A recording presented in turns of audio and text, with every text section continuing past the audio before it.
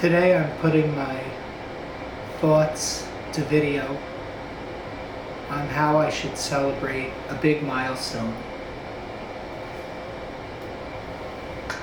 Over COVID, I gained about 100 pounds and had a very hard time getting it off.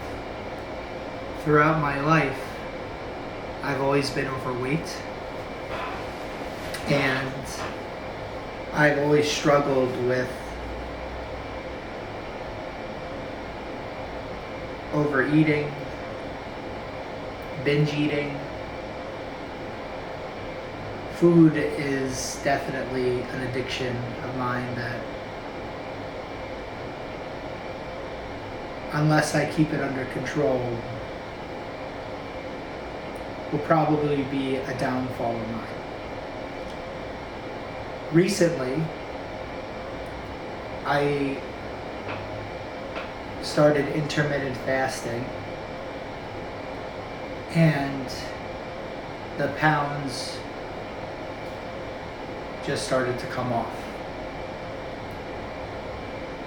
What I'm going to be thinking about out loud today is how to celebrate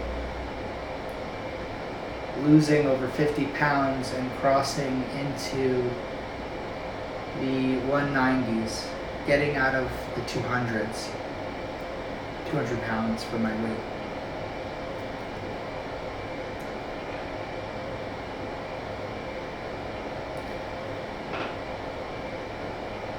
I was thinking about celebrating the occasion with something special, be it some type of trinket, probably a watch, or maybe even an event to go to, though I spoil myself a lot. I go rock climbing and have membership at a rock climbing gym already.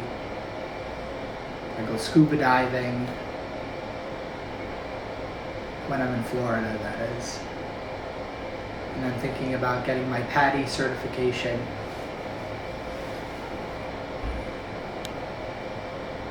I'm a member at my local cigar lounge. I have my own locker. I go off-roading.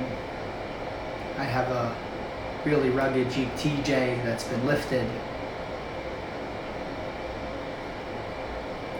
What don't I have? And I'm very lucky to be privileged to have the opportunity to enjoy all these things. So my heart is moving towards a watch to mark the occasion. But which watch? I can't get another expensive piece.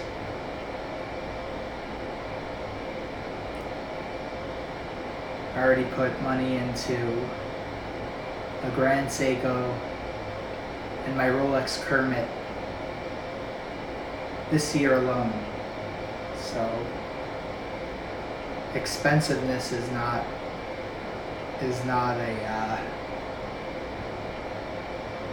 on the menu. I was looking at a Grand Seiko Tokyo Lion tentograph, which violates the rule I've made for myself. And to get one in the US is almost impossible, so you have to import from Japan. And the clever dealers from Japan have priced the Tokyo Lion tentograph at a perfect position that you're basically paying full price for it, even though their price tags are $3,000 below MSRP in the States. That's because they factored in the tariff and the duties that you have to pay in order to ship it over. But I'm not interested in taking $16,000 out of savings nor financing $16,000. I don't think you could even finance duties. I think that has to be paid in cash. So, yeah, that's not an option. Plus, my wife is searching for a watch for me this birthday of mine in August.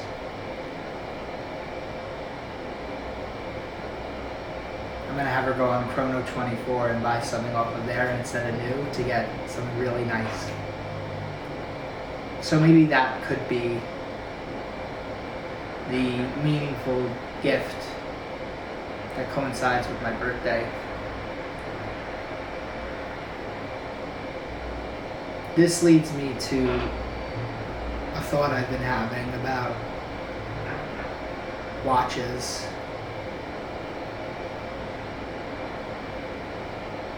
My YouTube algorithm is completely soaked in watch content. Teddy Bulbasaur,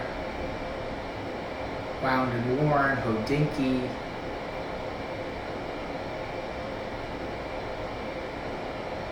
all the big ones.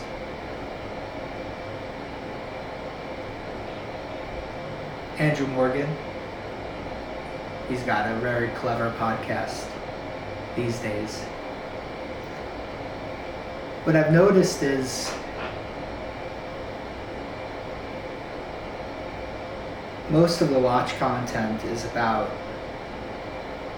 specs and price.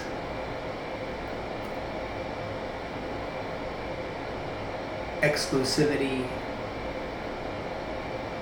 value, design,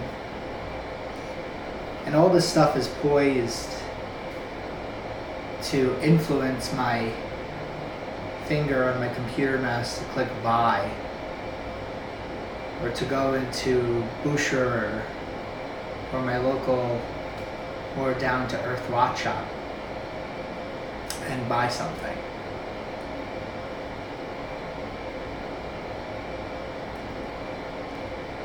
What I'm interested more in is to hear the stories of different watches. You know, I'm really hungry for the value-based content. Like, this was my dad's watch, and he was in Vietnam, and he wore this on his wrist while deployed.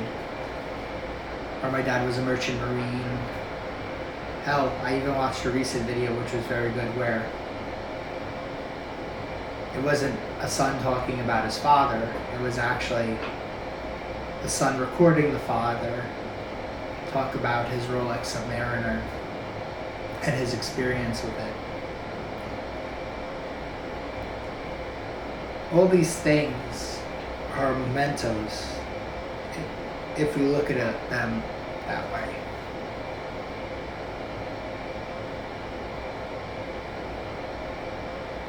And I think going forward in my watch collecting journey, I think I want to keep collecting grounded, not necessarily to chasing value or the hot new thing to leave the factory. But I want to get pieces that mean something and mark an occasion, and use my watches to build a connection with those items, so that I could say, hey, I wore this watch on a special occasion, or this watch means a lot to me because. Right now, I have 2 extra watches in the office with me today. I have my Tudor GMT to track Hawaii time because my parents are out there right now, and it's helpful to have a reference to know when to call. Right now it's almost 10 o'clock Eastern Standard, and in Hawaii time it's just about 4 o'clock. So definitely should be calling now. I also worked on my Jeep yesterday with wearing this watch and built a memory with it. I can even see on the polished side I'm starting to get some nice hairlines. But I ding it on the fabric of the seat. I was removing a lot of plastic trimming, maybe that got nicked a little bit. Memories. And then at the same time,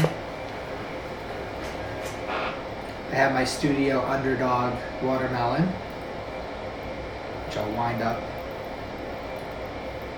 And I'm going to use this to measure some session times that I have to keep track of today, which is very, very helpful. I find myself using both the watermelon, which I think I'm just going to keep office bound for now, my watermelon and my Black Bay Chrono. I'm using them to track time because when you work, when you do some therapy agency work like I do, and you're doing it through telehealth, you have to mark precisely when a client enters the Zoom session and when they leave for billing. And if I don't keep track of time, what ends up happening is I end up overshooting how long they were in the session or undershooting, and then I get an audit email being like, hey, can you adjust these times please? They're actually in the Zoom from this time to this time. Using these chronographs in this way have helped me build a connection with these pieces and to use them actually as tools. You know, a watch really, at the end of the day, is a precision instrument. And I think it's cool to have pieces that you can use their function appropriately, besides just keeping the time and looking awesome while you're at it.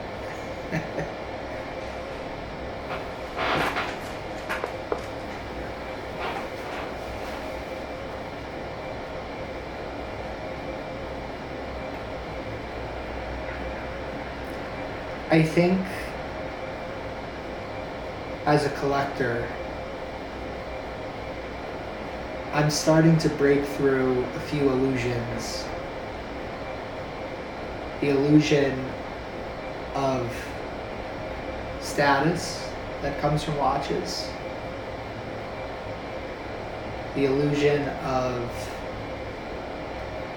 dopamine gratification from just buying something, because there's a rush to that.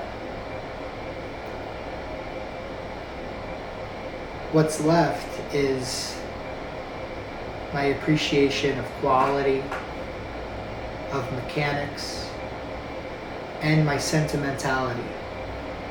That these watches are an extension of my personality, of my achievements, and when I go, something that I can pass down and be remembered for. And I think from these principles, I can be more selective, picky,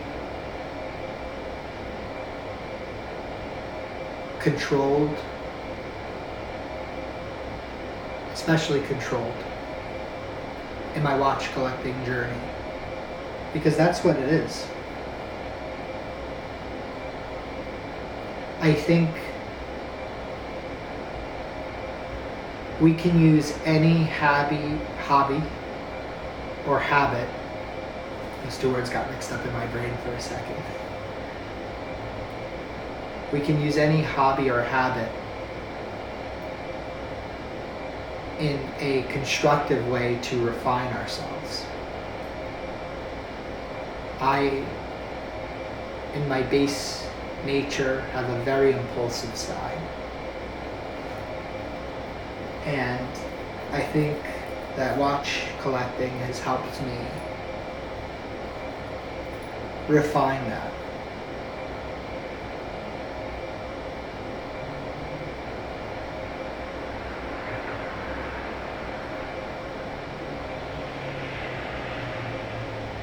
Maybe I can wait for the peace that my wife gets me, to celebrate the huge accomplishment of getting my health back. And maybe that watch can also celebrate self-control. I like that. Thanks for watching.